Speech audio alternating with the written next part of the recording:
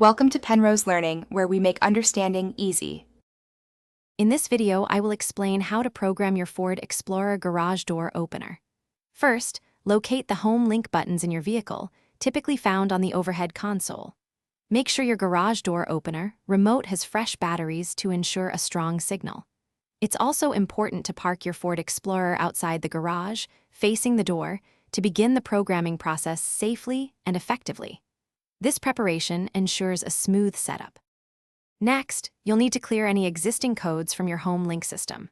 Press and hold the two outer home link buttons for about 20 seconds until the indicator light flashes rapidly, then release.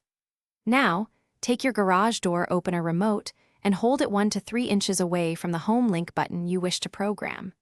Simultaneously press and hold both the remote button and the chosen home link button until the indicator light changes. For garage door openers with rolling code technology, there's an extra step.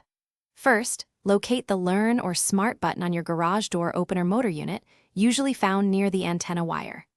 Press this button firmly, then quickly return to your Ford Explorer within 30 seconds. Once back in your vehicle, press the home link button you just programmed 3 times, holding it for 2 seconds each time, to finalize the rolling code synchronization.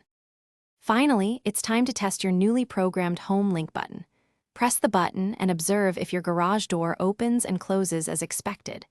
If a button doesn't work, simply repeat the programming steps from the beginning to ensure a proper connection. Remember, practice makes perfect. Also, for a fresh scent in your ride, check the description for a link to Little Tree's Black Ice and other great deals. Enjoy your convenient new garage door access. Thanks for watching. If this was helpful, leave a like and consider subscribing. See you next time.